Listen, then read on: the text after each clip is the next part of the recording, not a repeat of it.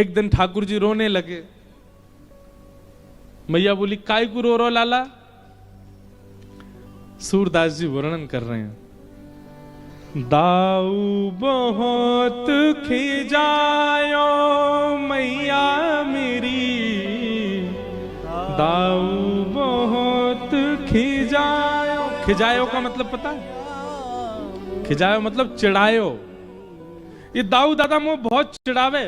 मैया दाऊ बहुत खिजायो मैया मोरी, दाऊ बहुत खिजायो मैया। मैया बोली कहा के दाऊ?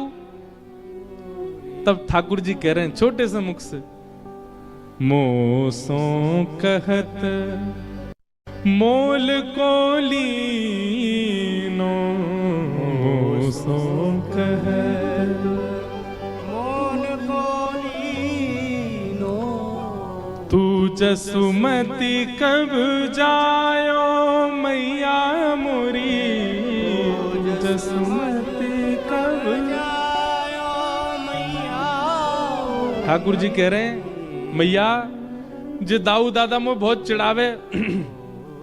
मैया बोली कहा कह के चिढ़ावे?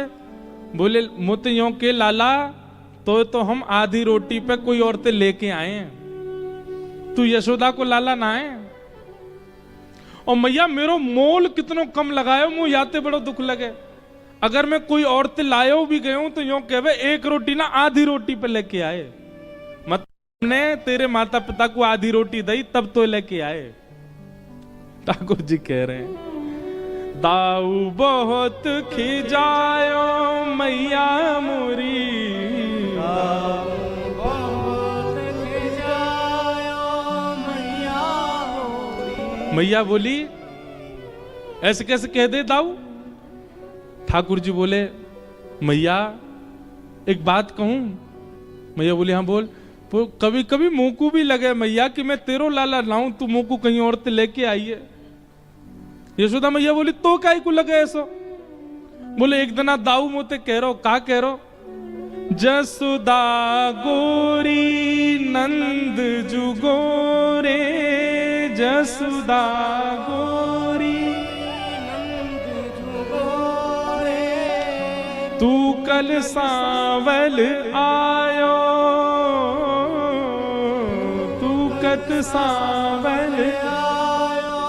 मैया जे दाऊ मोते कह रो, देख लाला यशोदा जी गोरी, नंद बाबा गोरे, मैं हूं गोरो, रोहिणी मैया गोरी, गोकुल में सब गोरे, एक तू ही कारो है। लाला तू हमारे घर को है ही ना है, तो हम आधी रोटी पे लेके आए। और ऐसा कह के ठाकुर जी जोर जोर से रोने लगे।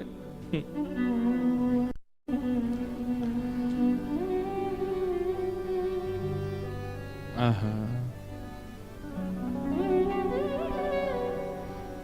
और मैया एक बात से मुझको और लगे कि शायद मैं तेरो लाला ना हूं। मैया बोली और काय बात ते लगे? तू मोहे को मारन देखे, तू मोहे को मारन देखे, दाऊ ही कबहू खिजायो,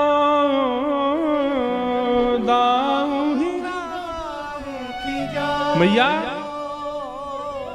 मैंने देखी है तेरी आदत। बोले कहा दाऊ दादा गलती करे तू बाकू केवल डांटे, और मैं कोई गलती कर दूं मेरे पीछे छड़ी लेके भागे। जो परायो होवे मैया वही के पीछे छड़ी उठाई जाए। मैं तेरो लाला लाऊं, सही बता। यशोदा मैया ने अंक में भर लिए। बोले लाला तू रुक जा, या दाऊ तो मैं देखूंगी, यानी कैसो भर रखो मेरो लाला। ऐसो छोरा रोवे पूरे दिन।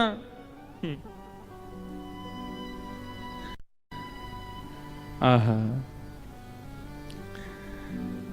ठाकुर जी रो रहे हैं। बोले मैया मैं तेरो लाला ना हूं। तो ठाकुर जी को गोद में लेकर के यशोदा मैया गौशाला में गई और 9 लाख गौवंश की सौगंध खा करके मैया कह रही है, सूर श्याम मोहे गोधन की सो, सूर श्याम मोहे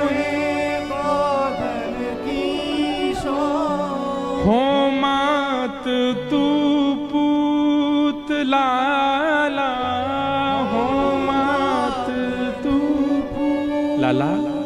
मैं गैयान की सौगंध खा के कह रही हूं, मैं तेरी मैया हूं और तू मेरो लाला। तब जाकर के ठाकुर जी के नेत्रन के आंसू सूखे, तब मैया के अंक में भर गए। बोले मैया मैं तेरो लाला हूं ना? बोले हाँ तू मेरो लाला है लाला। अब मैया तू यही बात ते एक काम कर दे फिर। बोले कहा दाऊ ते पहले मेरो ब्याह करा दे तू, या दाऊ दादा ते पहले मेरो ब्याह अगर तेने करा दिया तो मैं मान जाऊंगा कि मैं तेरो लाला हूं। यशोदा मैया बोली कहां मर गई मैं, अब पूरी रात फिर रोवेगो, मेरो ब्याह कराओ। बोलो द्वारिकाधीश की जय। ये पूरी लीला सुनाने के बाद जैसे हम कहते द्वारिकाधीश की, तो ऐसा लगता है भीतर खड़े ठाकुर जी नजर नीचे कर लेते हो। बोले हमारी गाथा है। यहाँ राजा धीराज बन के बैठे हैं। रात में जब जब ठाकुर जी की नींद खुलती है, यशोदा मैया ते कहें मैया मैया मेरी बात तो सुन ले। बोले हाँ कहा बात है? बोले मैया मेरी बहू लावे ना, बाकी नाक बड़ी लेके आइयो, बड़ी नाक वारी हो। मैया के चुप सो जा, रात में उठ के बहू की याद दिला रहा है। ठाकुर जी के मैया मोकू दाऊ की बात सही लगे, मैं तेरो लाला लाऊं तू फिर डांट रही है मुझे। मैया के अच्छा ले आऊंगी, लंबी नाक वारी ले आऊंगी, सो जा चल सो जा। ऐसे हैं ठाकुर जी।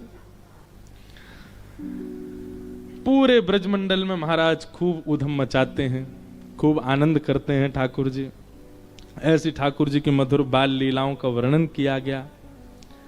ठाकुर जी की माखन चोरी लीला का वर्णन। ठाकुर जी ने माखन चोरी क्यों की? क्योंकि भैया कंस ने समस्त गोकुल वासियों के ऊपर कर लगा रखा था, टैक्स। क्या? आप अपनी गायों का दूध निकालिए, घी दूध दही जो भी जमा करते हैं सब मथुरा भेजना है, अपने लिए केवल एक आध घड़ा रख सकते हैं। ठाकुर जी को जब ये बात पता चली कि मथुरा में कंस सारा दूध घी दही सब ले लेता है,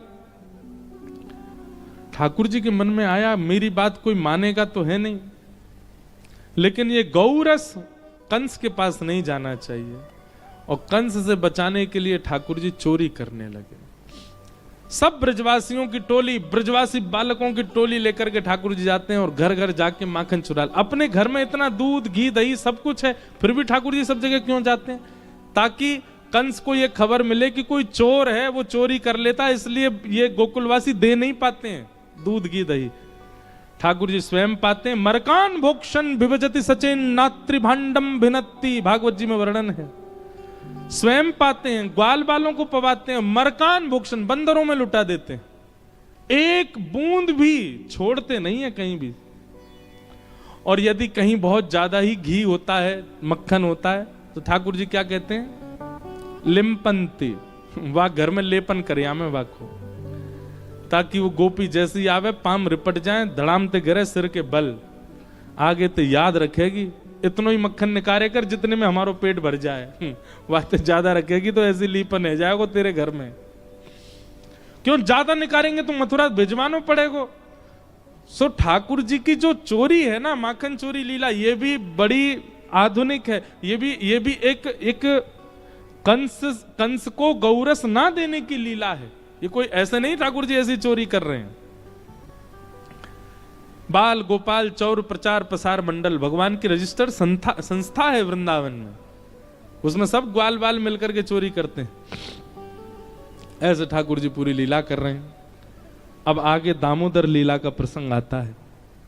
भगवान को मैया ने एक दिन ऊखल से बांध दिया, ठाकुर जी खिसक करके आगे बढ़े, दो वृक्ष गिर गए, यमलार्जुन के वृक्ष थे। उनमें से कुबेर के पुत्र नलकूवर और मणिग्रीव प्रकट हुए और दोनों ने भगवान की स्तुति गाई। स्तुति गा करके भगवान से कहा कि प्रभु हमें क्षमा कर दें, हमने एक अपराध किया था जिसके कारण नारद जी ने हमको श्राप दिया और हम वृक्ष बने। भगवान बोले देखो कितनी अच्छी बात कि बड़े लोग क्रोध करके श्राप देते हैं, तो वो श्राप का निवारण भी भगवान कर रहे हैं। बड़े लोगों का क्रोध कितना श्रेष्ठ होता है। भगवान के स्पर्श से दोनों मुक्त हो गए और मुक्त होकर के भगवत धाम को प्रस्थान कर गए। यशोदा मैया ने जैसी देखी 2 वृक्ष गिरे पड़े हैं, लाला बीच में खड़ो है। लाला को उखल से खोल करके यशोदा मैया ने नंद बाबा से कह दी, बोले अब हम गोकुल में नहीं रहेंगे, अब चलो कहीं और सब गोकुलवासी ठाकुर जी के सुख के लिए गोकुल छोड़ करके एक नवीन वन में आ गए, जिसका नाम है श्री वृंदावन। वृंदावन में आ गए। बोलो वृंदावन धाम की जय। बंधुओं, ठाकुर जी की जितनी भी लीलाएं हैं, द्वारिका लीला, हस्तिनापुर लीला, मथुरा लीला, गोकुल लीला, नंदगांव लीला, आदि आदि सब लीला, गोवर्धन लीला, सबको सब प्रिय हैं, पर स्वयं ठाकुर जी को अपनी कहां की लीला प्रिय है? वृंदावन की। इसलिए वृंदावन के विषय में भागवत जी में लिखा है, वृंदावनम संप्रविश्य सर्वकाल सुखावहम। ठाकुर जी को बहुत सुख मिला वृंदावन में। क्यों? क्योंकि वृंदावन ब्रह्मा जी ने नहीं बनाया, वृंदावन की रचना ठाकुर जी ने नहीं करी है, वृंदावन की रचना स्वयं किशोरी जी ने की है, स्वयं हमारी लाडली जी ने की है। स्वयं वृंदावन का एक एक कण किशोरी जी के द्वारा व्यवस्थित है, इसलिए ठाकुर जी को वृंदावन बहुत प्रिय है।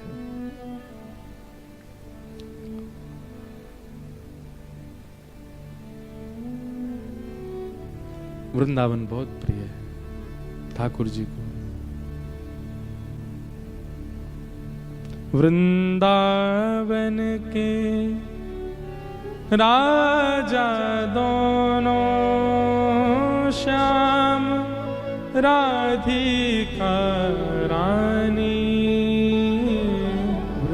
वृंदावन के राजा दोनों, श्याम राधिका रानी। हमारे वृंदावन में एक राजा नहीं है।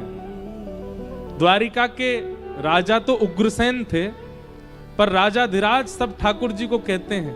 पर वृंदावन में एक अकेले ठाकुर जी राजा नहीं है, वृंदावन में दोनों राजा हैं।